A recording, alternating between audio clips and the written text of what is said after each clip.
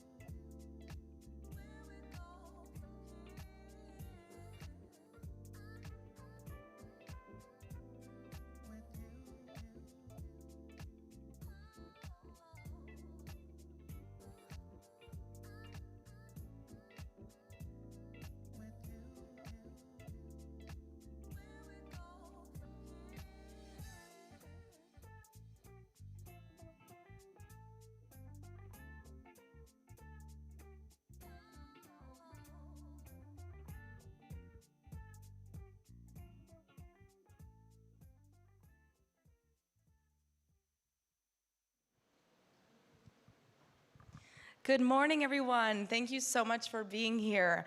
As you can see by our beautiful stage setup today, very unique, we have a fantastic and very special event for you today.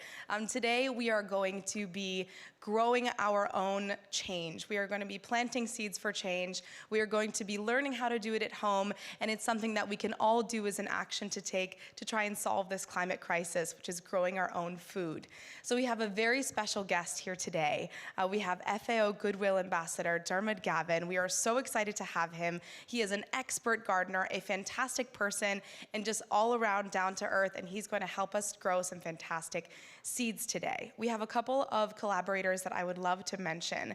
We have one company called Cercatore dei Semi, which is based just right outside Rome, that brought us all of these incredible plants that you see here. They brought us all of the seeds. Diarmuid will tell you all about them later. They have an incredible mission, so thank you so much for providing us with all of this fantastic material.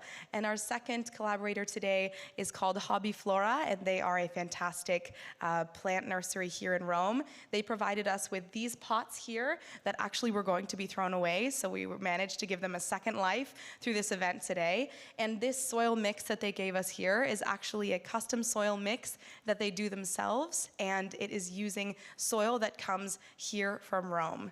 So without further ado, I introduce you to Diarmuid Gavin.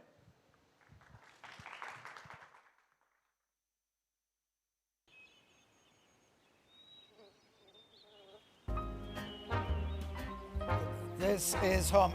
Good morning, everybody. Lovely to have you here, and lovely to have whoever is online joining us. I'll show you my garden in just a few minutes. Actually, that's me down the end there. I live in County Wicklow in Ireland, and I've come from my garden today to talk to you.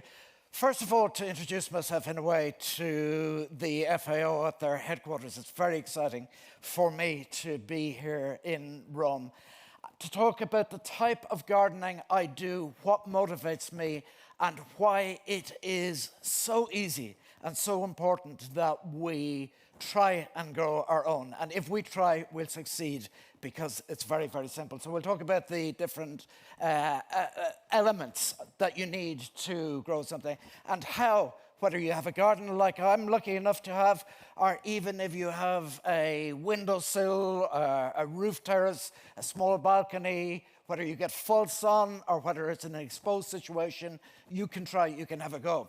Now, today is going to be a little bit of a wheel of fortune, because I prepared about 200 images on my iPad, and when they transferred to the system here, they all mixed up. So I will never know when I flick on that switch what picture is going to come. But what I'm going to tell you about is my beginnings. I'm going to show you the first gardeners I ever knew, which was my mom and dad. I'm going to show you the first garden that they had. I'm going to talk about the gardening back in 1971 in South Dublin, in a little village called Rathfarnham, just outside Dublin, what we grew. And I'm going to talk about the type of career I went on to have, the type of gardens that I make, and how, having 18 years ago, when I was in the middle of doing Dancing with the Stars for the BBC, we had a baby. And that baby is 18 years old, and she changed everything, because I didn't care so much about growing fruit and veg, but once you have another life to look after, it changes everything. I'm going to tell you about 3 different people in different parts of the world who have inspired me, especially over the last few years in terms of growing, and then we'll all get a chance to sow some of these wonderful seeds. Nature is absolutely amazing, and the basis of nature is, the basis of growing is this. In America, they call it dirt, and we have a podcast in Ireland which we call Dirt, in a fairly ironic way, because dirt is absolutely amazing. It's quite incredible to think that this little skim of maybe 10 centimeters of soil, if you're lucky to have it, in different places, that covers the crust of the earth, means that we can have human life and we can sustain ourselves. So this organic matter mixed with inorganic matter, the soil, the sand, the pebbles, then the stuff, the organic stuff that has broken down over tens or hundreds of years goes to make this dirt. And this dirt, this compost, we'll use today to sow our seeds. Coming from Ireland, can we show, oh, it's my job to move the slides.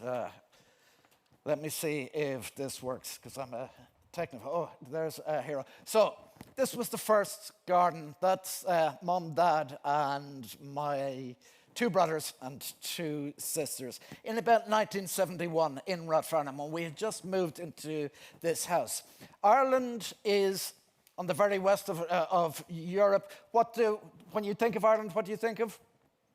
Green, rain, an awful lot of it. And it's lush. It's really, plants absolutely love to grow. We benefit from a temperate climate. And that means lack of extremes of hot or cold or wet or dry. So we can grow plants that have originated from different places right the way around the world. And that is amazing as a gardener, because in Ireland you can go and visit beautiful gardens and you could feel like in some of these gardens that you're in Trinidad and Tobago or down in the south of France. It is really quite extraordinary. And if you fly into Ireland, you see this network of fields. They say it's 40 shades of green, but it's about 400 shades of green. It's absolutely incredible. It does rain a lot, and we're very, very lucky that it rains a lot.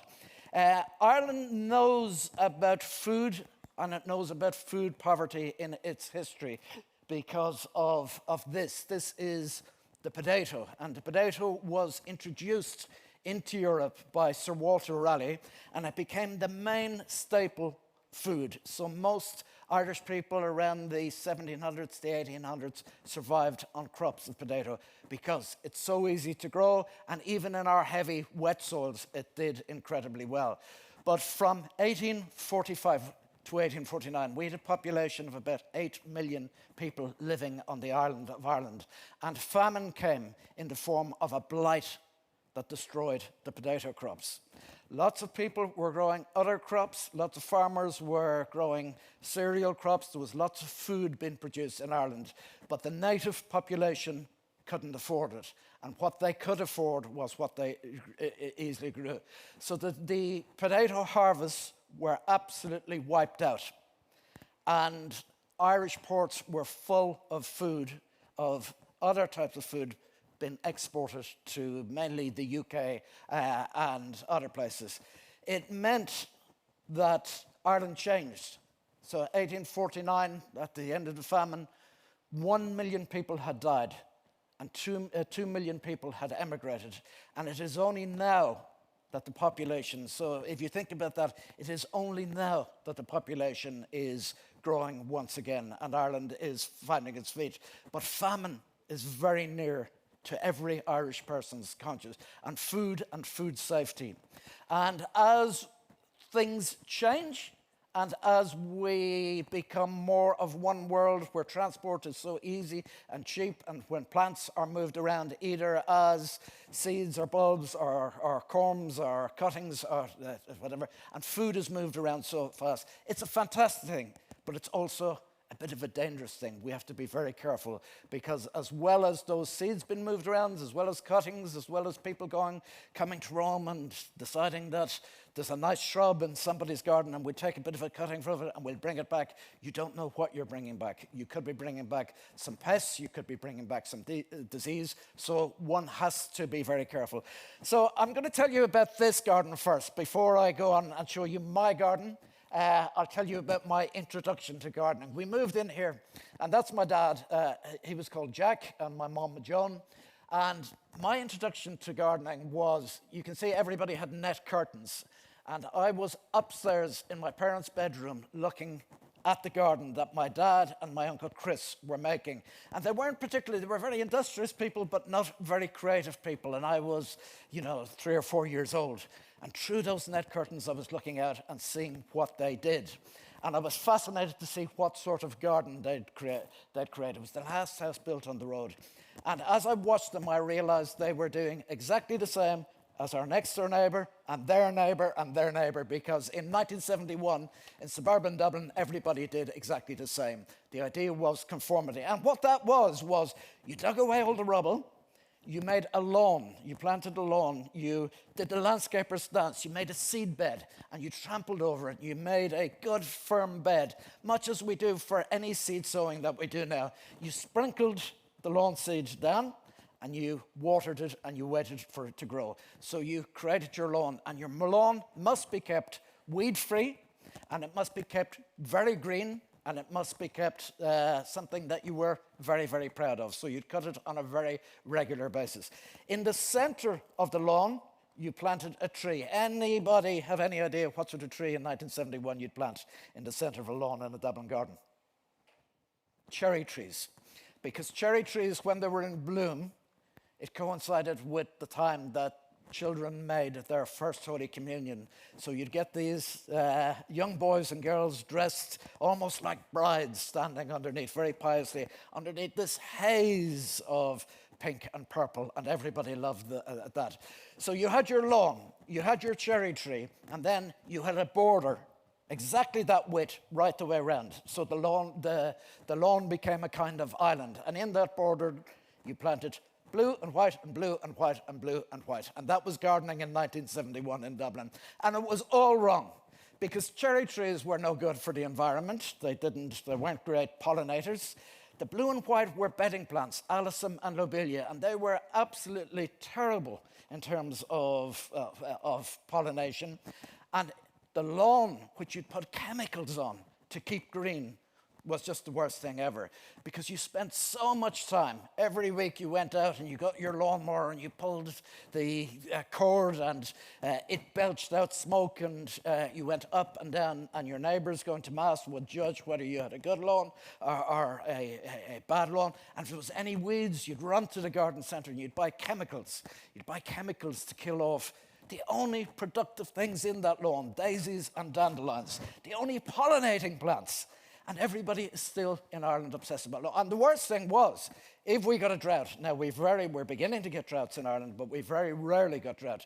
If there was a drought, you'd water it, and lawns don't need any water. So we have covered much of this part of the world in large areas of grass. Grass is fantastic. It's a great amenity. It's a great place to kick football on, to lie down on, but we don't need them anywhere. And in recent years, just in the last few years, people are beginning to wake up to that. So we're beginning to take out these lawns. We're beginning to put wildflower meadows, open pollinating plants, to ensure that the insects and the birds and the bees and the moths all have places to go to collect pollen. So that was gardening in 1971. And the other thing that I really remember about gardening in 1971 in Dublin was you never grew any plants that you could eat. You never grew any fruit or vegetables. That was either for very wealthy people, very posh people who may have a gardener. But the innovation in 1971 in Ireland was the first supermarket opening. So you went to the supermarket and you bought all your fruit and vegetables, which all looked the same, and they were all pre-washed and pre-packed, sometimes pre-sliced and pre-diced, and home gardening wasn't the thing, because we were all moving on and progress was seen as something else. Luckily, we're learning an awful lot more about how we should live, how we should regard that precious resource that we have in the ground, in the soil, and we're changing the way that we garden. We're the lucky ones. We're very lucky living in, first of all, Rathfarnham, or where I live now, which is in County Wicklow, just south of Dublin. We're very lucky because we have space where we can garden, and we have knowledge about gardening, and we have an appreciation of what's happening and how fragile our ecosystem is. We're beginning to develop an appreciation of how we should look after the soil and how we should really think about the plants that we grow. And when my little one was born, I really began to think about some growing your own, not just to be sure of what we were going to eat when we were cooking, not just to be sure about what was in it, what chemicals had been used, but that whole idea of education and showing a little person that food didn't necessarily just come from that supermarket, and showing a little person how easy it is to grow fruit and veg, as we'll see just in a little while. Mind you, that little person has no interest in gardening. As she comes up to her 18th birthday next week, she will though, and she is hugely inspired by other things. Because of her, at home now we don't eat meat. Because of her, we know an awful lot about Greta Thunberg. Because of her, our recycling systems have completely changed. So the young people are definitely the future, and they're teaching us the way. So I talked about this idea of famine in Ireland in 1845. And last night I watched BBC Newsnight, a devastating report on the east of Africa, where the rains have now failed for 5 seasons. And the rains failing for 5 seasons mean just people can't eat, people can't grow, livestock can't be kept. So the result of climate change, of what we have done to the planet in terms of the way that we garden and the way that we farm and the resources that we use are being felt in other places. And even Ireland this year I noticed it. There's plants that I love to grow. Actually, can we show my garden, the garden that I live in? I have a little video which will show the garden transformation. If we can show video number 1. I see Lindsay running to press the switch for video number 1. I'll just show you the garden that I created. And I'm going to pay particular attention. So this was the house. The back of the house, I found some old cast iron pillars, built a veranda. This was excavating for ponds. Before I realized that lawns were bad, I put lots of lawns in, terraced it in an Italian way. I've taken them all up, as we'll see in a moment, and I planted it very lushly. And even in winter, these plants survive. So there's an oriental maple. Very few of these plants originate in Ireland. We love colour, but we don't have an awful lot of colour that is native to us. The big plant, even outside, the bat went outside. I'm a little bit mad in terms of my design work. So we live inside the house, we live outside the house. You can see it's very, very green. But most of the plants, there's a little dog. This plant in particular, the Dicksonia antarctica, that tree fern that comes from Tasmania, and it's always done well in Irish gardens where moisture hangs in the air. It's not doing well the last few years. Everything is changing. I love that geranium palmatum. So my idea of gardening is living indoor and outdoor, growing exotic plants, growing those echiums which shoot up, and they're like crack dens for bees because they're covered in blue flowers right through. They're biennial. You see them shooting. That's one there. And right through the summer. They're pollinators, they're biennial. They grow 1 year, they flower the second year, shoot up about 7, 8, 9 meters, and the garden is full of the sound of insects and buzzing bees and whatever. So that's my garden in Rathfarnham in Dublin. I want to tell you, well, let's see what comes up next on this. This was very funny, so I don't know how to... Going back, so this was my garden in Rathfarnham in Dublin, and I'd always had a narrative about where we came from, and both my parents were from inner city Dublin for generations, and they lived in small kind of tenement houses with yards, and a lot of people in Ireland have association with the land, but I knew we didn't have association with the land. We weren't from the country. We didn't naturally know how to grow potatoes or cabbage or broccoli or any of these things. And then I did a television show called Who Do You Think You Are? And they went and traced my ancestry. And if I go back 5 generations, this was the family home. It wasn't only the family home. We had a town and it's called Gavinton, and it's on the borders in Scotland. And last year, I don't know if we'll see, that's the house the way it looks, but my parents' house the way it looks today. Last year, I went to Gavinton. We were filming a series in England. This was great-granddad, Sir David Gavin, and his wife. But when I went to see this was a photograph I took, I found, maybe we won't see it.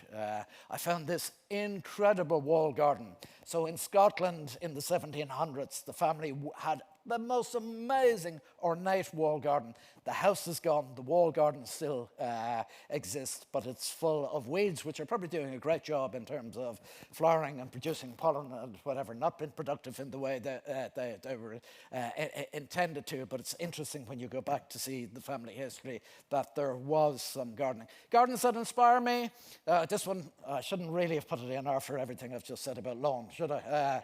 I like gardens that are a little bit different. So if we step away just from the food production, this is Charles Jenks. When I saw my parents, make the garden that conformed, I wanted to blow up that idea of gardening. And I used to persuade my sisters to follow me into the local park, and I'd go up under the trees and I'd terrace it and I'd plant plants because I wasn't allowed to do it at home. And I came across a book that changed kind of my world in ways. I came across a review of a book, and this picture was on the front cover of the book. And it was a Paradise Transformed Private Gardens of the 21st Century by Gordon Cooper and Guy Taylor. And this is the Garden of Cosmic Speculation, again on the borders in Scotland, created by the late Charles Jenks and his wife Maggie Keswick on her family estate. And this garden tells the story of the formation of the universe in landscape form.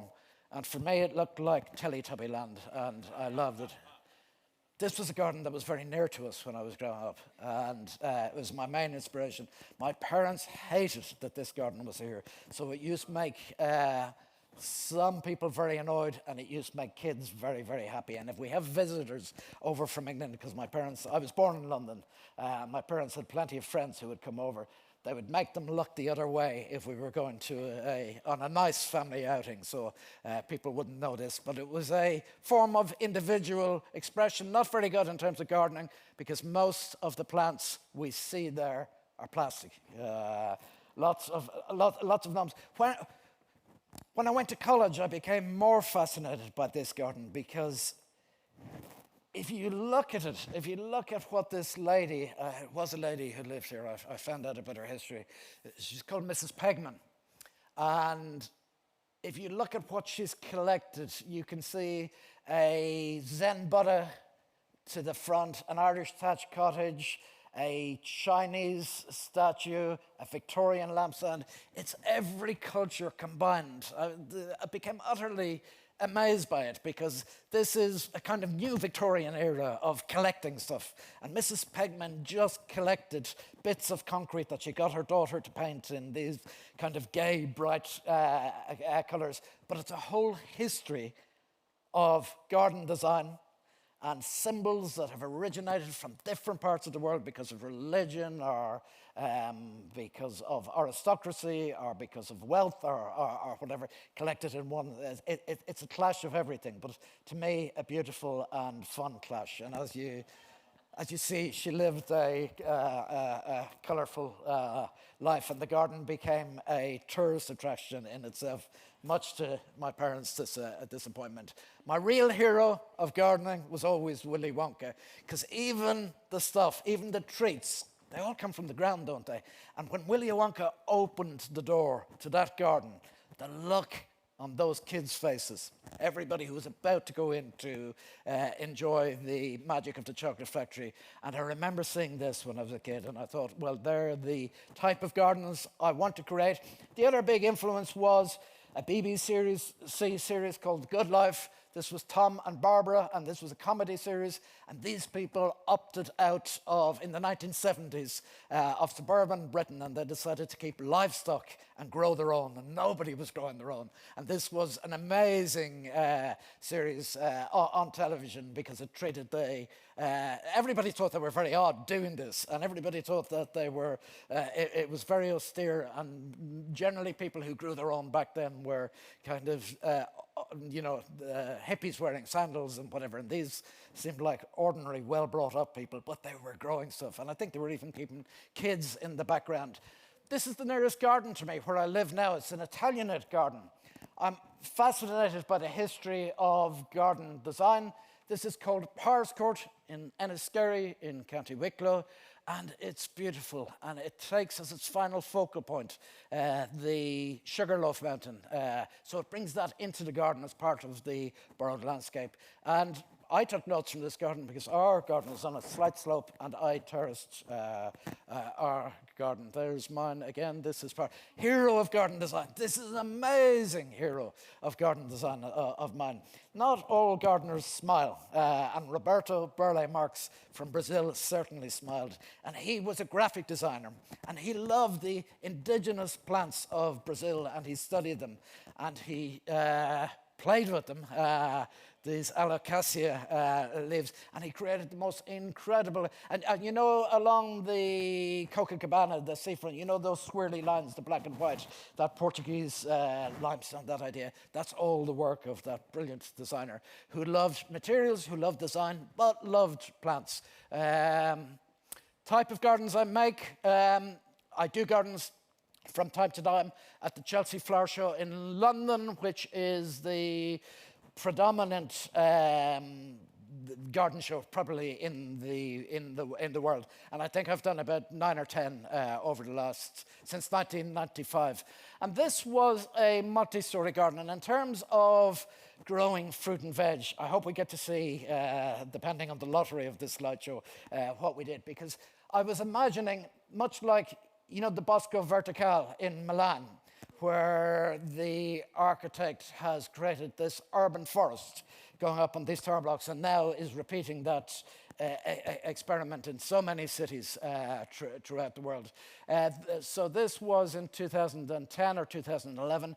I wondered, could we make 7 gardens on top of each other? 7 gardens with different styles, including a fruit and veg garden. And on one of these levels, we did have a Victorian greenhouse, and we use containers. And so in inner city places, so like in the middle of Rome, where space is at a premium, could you imagine a new way of gardening? How would the light get in? Would there be enough light? And what could you grow? So this was some of the fun that we had. I lived for a little while at Venice Beach in California. I went out to California because the people who made American Idol wanted to do a competitive gardening show. And they reckoned for every competitive reality show, they needed an angry British judge.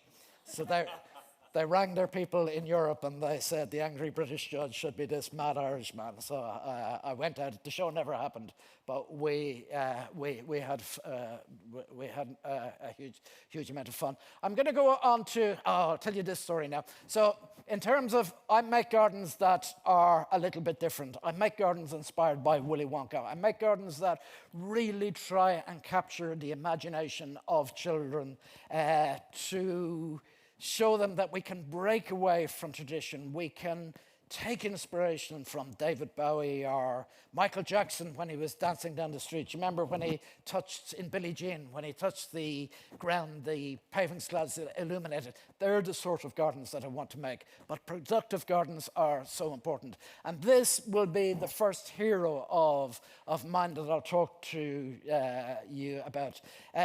This is a place called Todmorden in Yorkshire, very near Leeds. And Todmorden was an old mill town with 16,000 inhabitants, but it was on its knees because the Industrial Revolution had come and gone, and there was nothing in this town other than, the heritage of the mill, nice old buildings, but a population that was being bred to leave. Nobody was proud of this town anymore. And there was one lady, her name is Pam Warhurst, and she was looking at the summit in Rio, the World Food Summit in Rio, and she thought, I'm going to go back to my town and I'm going to try and do something different.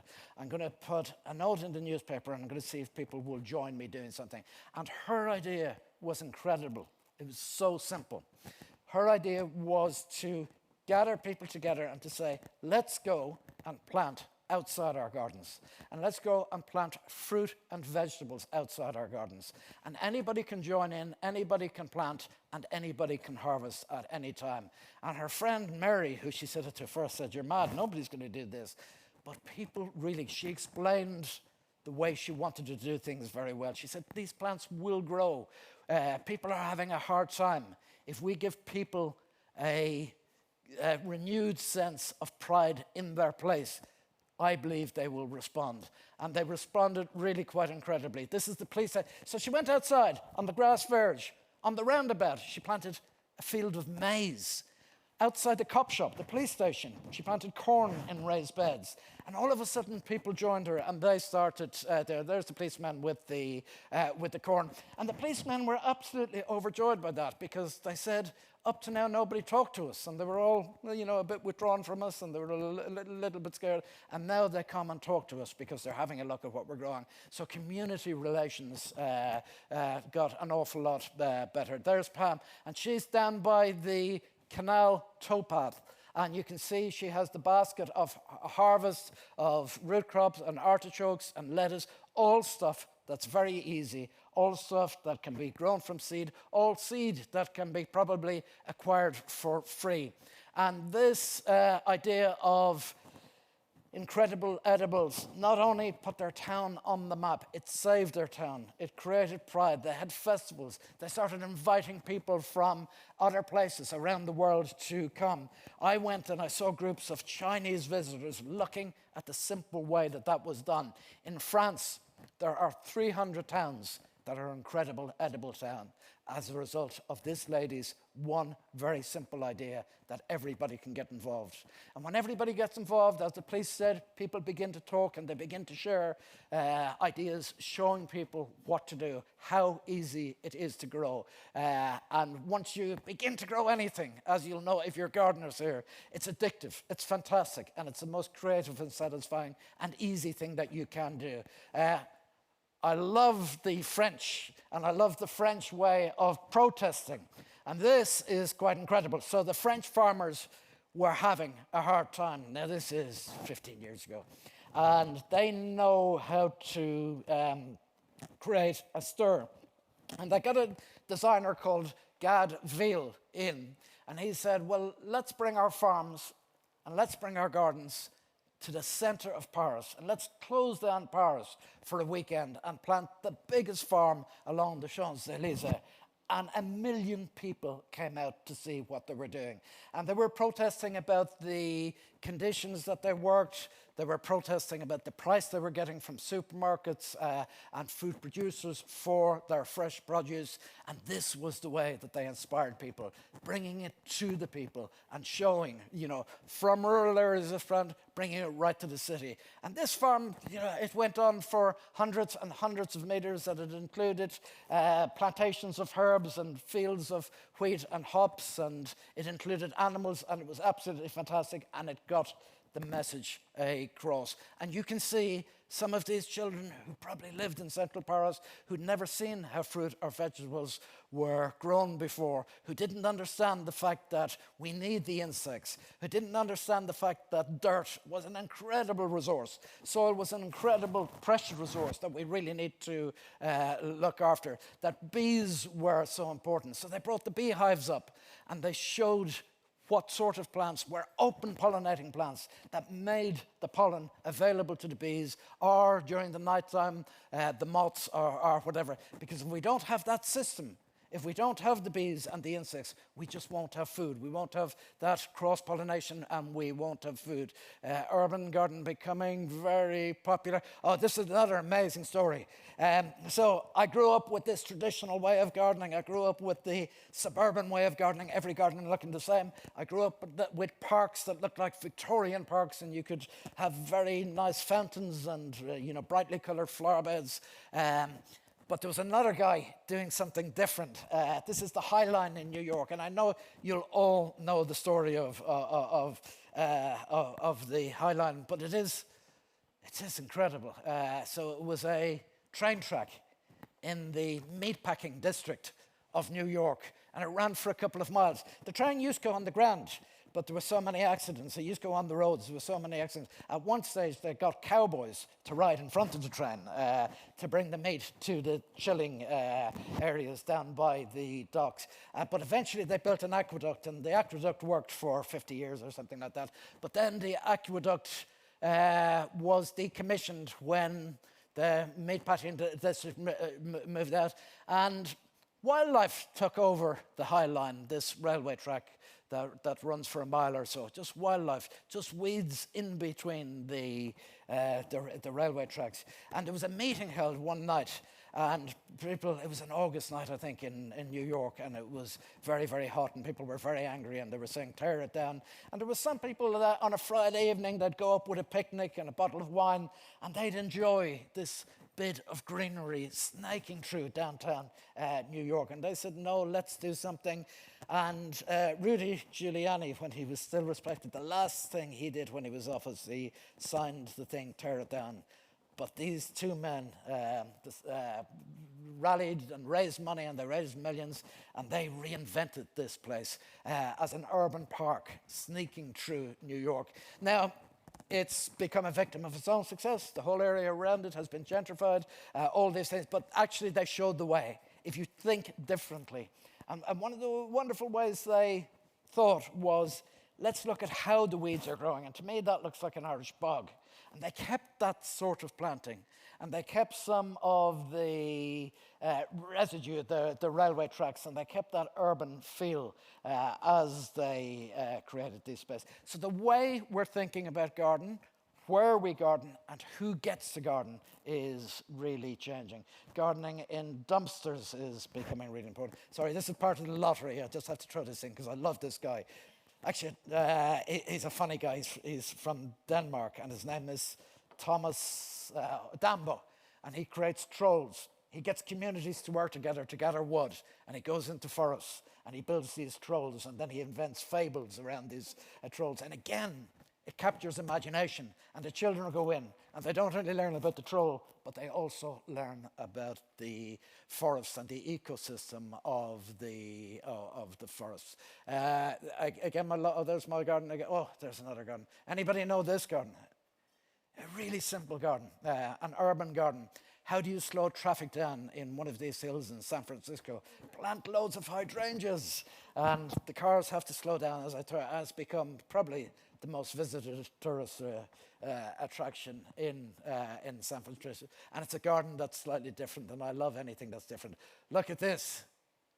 There was a storm in Ireland in about 7 or 8 years ago, and this was the Bulmer's cider orchard, and all the trees came down, and I just love the imagery of it. If you want somebody, if you have a garden, if you have a piece of space, if you have a piece of land that you can plant something, the easiest thing to plant is fruit trees. Because even if you don't do a huge amount, if you give them a little bit of water to start them off, if you put them in a place that's sheltered so they don't get much wind rock, if you plant them as young trees, fruit trees will grow. And if you do it in an urban area, they're probably going to be pollinated by other fruit trees. But I just love this series of photographs. All the apples got used to make cider, so nothing was, but it was a big storm and a big swamp and a big flood, and the apples were all ended up laid out like this on the ground in the forest. That was our multi-story garden. Oh, this is so much fun. So Beijing in China, and you know Beijing is very intensely populated, and people have no room to do anything. And there was one guy, he made a bit of money. I think he was a dentist, and he lived on the top floor flat of a building in Beijing, and he wanted to plant a garden. Problem is, he told nobody. And he made this garden, this rockery, on top of this tower block, which was about 34 floors up. And he planted fruit and veg, and he had ponds, and he had fish, and it was absolutely incredible until one of the streams began to leak into one of his neighbours' living rooms, and the authorities found out, and they made him take it down. But that idea of private enterprise, of course, nobody could see it from the ground, so nobody knew it was there. But if you go on YouTube, you'll find views of helicopters hovering above as the whole thing was dismantled. So, you know, private enterprise, growing fruit and veg. He had a pergola there in the middle of the city with vines covering it. How amazing is that? And, you know, I don't know, it's one of the wonders of the world. Here's, I think, an American city, trialing buses with plants on top of the buses. And again, maybe it's not practical, but it's funny. It gets people talking. and it inspires imagination, and it shows what can be done in the most unexpected places. And now something practical has started, and they're about to start this in a big way in the UK on bus stops. In the middle of the city, they're going to create pollinating gardens in the city for the bees and the birds and the other insects. So these are jacaranda in Pretoria. Farm to Plate, I love this guy. Jim Denovan is his name. And I don't know if you've come across him. He's in California, but he travels around the world. He's a chef. He's an amazing chef. He grows all his own stuff. And he invites people to sit for dinner at one table, maybe 300 or 400 people. And these tables go through fields and vineyards and through greenhouses and whatever. And because there's an idea of spectacle here, and because people are eating produce that has been grown just within a few meters of the place, they really get inspired by the whole story. So spectacle is really important. And bringing people together to break bread, to share food, to slow down, to talk, to understand each other's experience, and to understand how easy it is. That was the forerunner of these are easy plants to grow. We'll start growing. Oh, that's me on a on a friend's tractor. I didn't know really how to drive the tractor, and I nearly drove it into a ditch a couple of years ago. During lockdown, we took to Instagram, and we did a broadcast every evening for about 2 years, I think, between 7 p.m. and 8 p.m.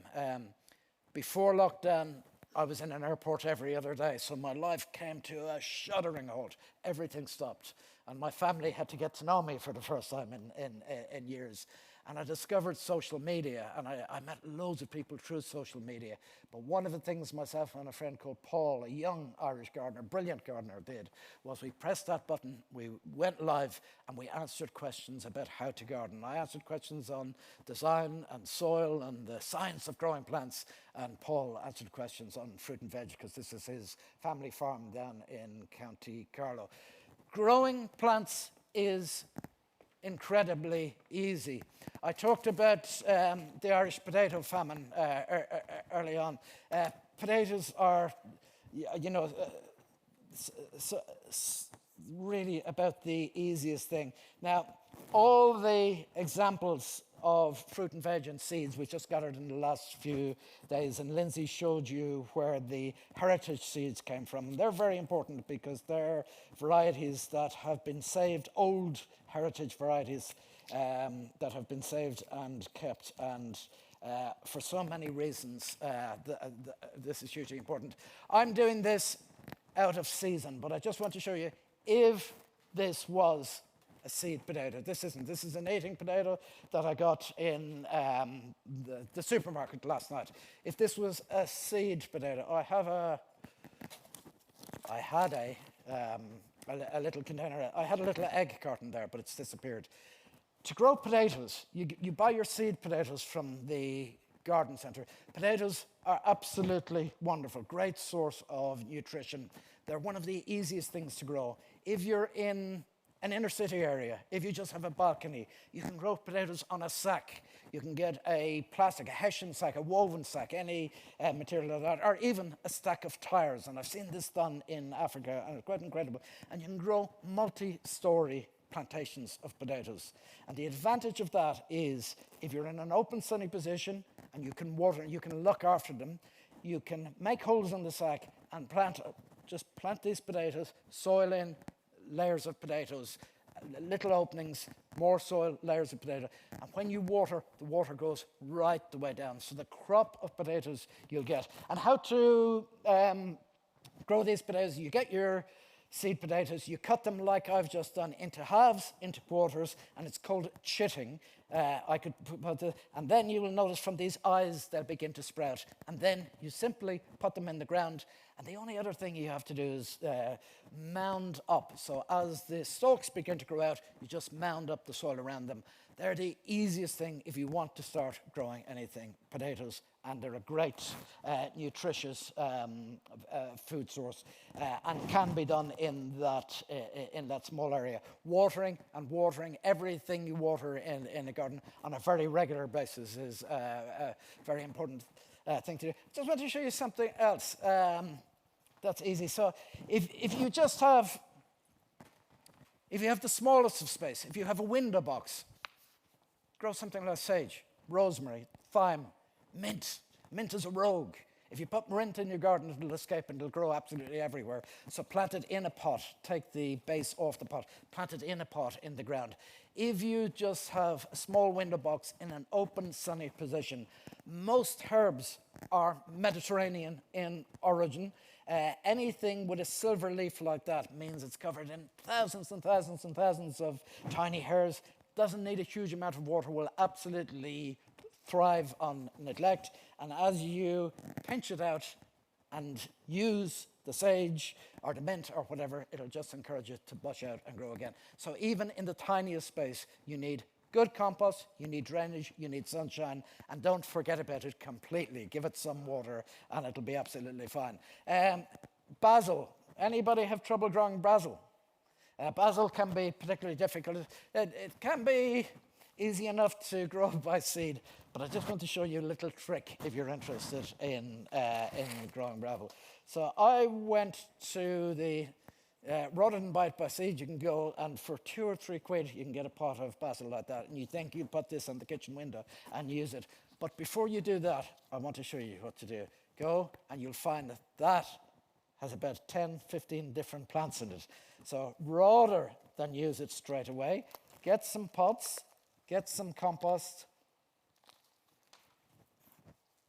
and just plant it up using compost with very good drainage, and put 7 or 8 or 10 of these plants. The magic ingredient with all of these is, of course, am I making a mess here? I'll be very careful about this. The magic ingredient with everything we talk about is going to be seeds. Can I show you something else that's absolutely amazing to do? Look at this. Seeds. Seeds are, if you grow a garden, if you know somebody who grows a garden, they're the most fantastic thing to work with. You get seeds that are the size of coconuts, because coconut is a seed. You get other seeds that you don't realize you have in the house. If you want to inspire children to garden, get an avocado. Thanks for the knife, Jeff. Cut through the avocado just like this. Now, I do this at home with every avocado that we buy, and as you know, smashed avocado are very popular at the moment. And in the middle of the avocado, you'll find this annoying stone. And of course, it's not annoying, but if you want to get children interested in gardening, find that stone, take it away from the flesh, then get some cocktail sticks, which I had here a second ago, but can't find now. Cocktail sticks, put 3 cocktail sticks around that, and oh, they're on the ground. Oh, that's where I put them. So if you stick a cocktail stick there, and there, then get a little cup of water, a glass of water, put it in with the base of the, I've done that in an unbalanced way, with the base of the seed touching the water, and keep the water filled up. And all of a sudden you'll find that from the base, root sprout, and from the top, a shoot comes. And it's the most amazing thing. When I grow them in County Wicklow, they don't produce fruit, but they give me the most amazing houseplant. Now, the final thing that we're going to do today, because we only have a few minutes left, is to plant some seeds. And Lindsay told you who had given us this fantastic heritage seed. Really important if you can get seed locally, and if you can get seed from people who go and grow the plants themselves and collect the plants. There's all sorts of things happening, as we know, with big companies and seeds. There's all sorts of issues that may come to the fore in parts of the world where farmers in future might not be able to collect the seed. Our food is becoming homogenized. There's I think, one variety of banana sold in most of the world. And if that banana, first of all, that's very boring. And if that banana gets a disease and the whole banana crop is wiped out, we're in trouble. So what Lindsay is handing you around now, and hopefully she'll give me one in a sec, is black Tuscan kale, and she's given me 3 seeds of the black Tuscan kale. You have that really good compost. The compost that you have has been sterilized, so it's a soil-based compost. It's been sterilized, so nothing else other than the plant that you put in there will grow. And just make, in my case, 3 indentations into the compost. Drop a seed in each. Cover it over with the soil, and we're not going to do this together at the moment, but I want to tell you, you are all now gardeners and farmers, and that's how easy it is to get growing. We need sunlight, we need a growing base, a growing medium of soil. It can be water with nutrients, it can be hydroponics, it can be ponds of fish that are producing the food that enables that produces the nutrients for the plants to grow. Gardening is easy. Gardening is particularly easy in this part of the world and where I come from. Gardening, the fact that we have a go gardening, the fact that we understand the systems that keep our plant healthy is incredibly important. If we open up tomatoes, we'll find little seeds. If we the coconut will give us seeds. The garlic, you name it, those plums. Again, fruit tree is the easiest thing that you can grow. These corn, all they are seed. So the one thing that I would encourage anybody here in the room to do is from this autumn or next spring, go and understand your soil, pick a nice place that has an open, sunny position, clear the soil a little bit, and sow some seeds. Thank you very much.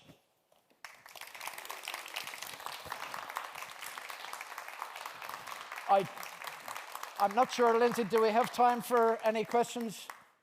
That went a little bit everywhere today, so you got to see Willy Wonka garden design and some seed sowing. But gardening is fun and it's easy. And does anybody have any questions, or have we reached our time limit? We'll find it. Can you talk to us a little bit about, you said water is the key, but how much water? There's overwatering, there's underwatering. There is. Do you know, I'm going to approach that in a different way. I told you I had 3 heroes from food. In 2006, I went to Kenya, and I met a woman in the hills above Nairobi called the Marias. And the Marias lived in a sun-baked place. Her husband went into the city to look for work, so he was gone for months on end, and she had 4 children. And they had no future. She couldn't get them educated. She couldn't grow food. And the reason she couldn't grow food is the rains weren't coming, just like we're talking about in East Africa at the moment. And when they did come, the rains came down in deluge, and it washed away absolutely everything. And the Marius was incredible because she was industrious. And she said, Eve, I can find a way of saving some of this water. And water for us is very easy. Turn on a tap, and it's generally there. She built a series during the dry season. She built from mud and mud plaster and mud bricks, a series of channels and a series of tanks. And she started off with 1 tank and a few channels, and the rain came and her tank was filled. And she worked for a couple of years, and all of a sudden she had 7 tanks. And whereas she'd been told she could only grow 1 crop on water, all of a sudden she had 140 fruit trees. She had 8 people in the village employed. Her children were going to school, and the produce that she was producing was amazing because she understood irrigation. In terms of gardening, the way we would garden, in general, plants like seeds can be quite difficult, and I brought, even if people don't have access to resources, we packed this with so much stuff I can't find anything. But I had a little plastic container that the plums came in from the supermarket, and this little plastic see-through container was, in fact, a mini greenhouse. When you plant these seeds, depending on the type of seed they are, no, it was see-through, sorry. I've left a mess everywhere I've gone. If it's a seed like we've done, a good trick for watering it, and this is the kale seed that you've just planted. This was planted just 3 days ago by Lindsay here at the FAO under some grow lights. It's already germinating. If you water from underneath, so if you let it sit in a basin of water and let the water come up, the water will activate the growth. After that, I would often make mini greenhouses. I'd get some of those. So I've just been through the airport. You know those bags they give you for your toiletries and whatever? I'd put a hat over the pot. That will make a little mini greenhouse. I'd keep it well watered, but I'd also put some holes in it for good airflow. As the seeds begin to germinate, they can be prone to some fungal diseases if it's very, very moist. So it's a balance. And seeds are incredible. Some seeds won't germinate unless you set fire to them or put them in an oven. So seeds from places like the bush in South Africa, which have been used to fires, other seeds which might come from Antarctica won't germinate unless you put them in a freezer or something. So there's no hard and fast rules. But general, don't let them dry out. If they dry out, you're in real trouble. And it's a case of trial and error with the particular seed that you might be talking about.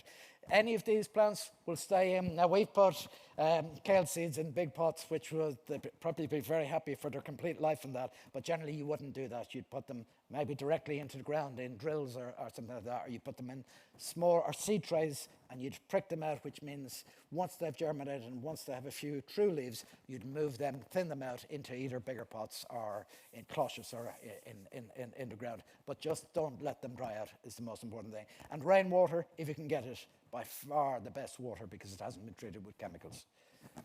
Any other questions? Thank you so much, Dermot. This has been incredible. And I think it would be nice also to show some of these peanuts maybe that got hidden underneath our beautiful mess. It is amazing because, again, explaining to children that we're surrounded by them. Go to the supermarket. My parents thought the innovation was the supermarket. But when you go to the supermarket and when you open these peanuts, then you find the seed that can be planted and the life cycle can continue. And this is the actual seed that you can plant. So unfortunately, I think we're pretty much out of time, just another minute or so. But do you want to kind of give everyone some instructions for what they've planted, bringing it where they live? So if you can, if you're not traveling too far, just don't let it dry out and watch it grow. It's at the best time. We're at harvest time in terms of fruit and vegetable gardens at the moment. So understand the life cycle of the plants. If you want plants, quick crop plants, lettuce, something like that. Is a very good, very easy one to grow. If you want perennial plants, as I say, any of the herbs are very easy to grow, and will continue to grow in a warm environment right through the winter, either inside on the kitchen windowsill or outside in that sunny, open position. If you want to grow root crops like the carrots, really good soil, really good sandy soil, or really deep containers are important, and the same in terms of the spuds that we talked about. If you want to grow the peas or beans, vertical gardening, so they grow up, they will climb up, but those would be from the spring. And even if we open, it is incredible, but sometimes, it's in front of us and we don't realize peas in a pod. Those are the peas. Those peas are actually the seeds that will produce the new crop the following year. Absolutely. So just a small note, you all have planted probably 2 seeds of Tuscan black kale. So if you live in Rome, we encourage you to bring them home, give them a water maybe once a day, unless the soil is very wet. Yeah, once a day. And if you can water from underneath, it doesn't disturb the soil. It's a very easy way of doing it. And you can reuse that water very easy rather than it going down the sink. Perfect. And when it gets a little bit bigger, you will probably need to change the pot. So we would suggest probably 1 pot per plant if they both do germinate. You always plant more than 1 to make sure that you have a better chance, no? Yeah, and those pots will be a bit small for a kale plant, and it would be much happier in the ground once it establishes, but it all depends on time of the year. Absolutely. And if you are working here at FAO, please do bring it to your office, put it on a sunny spot, and then change the pot later on. And if you do not live here and you have to fly home, don't worry about it. You can just leave us the pots, maybe there at the entrance, and we will put them around the office and post some pictures so you can see its progress on our social media. So thank you so much for being here, Dermot. It's been an honor for us to have you. Thank you so much. Thank you, Rosie. Thank you very much. Thank you, everyone. And don't forget, at 12:30, we have another fantastic event here. And then at 12:30, we have a lunch up in the FAO restaurant for the Slovenian government. They have some kids cooking some wonderful traditional dishes for us. So thank you.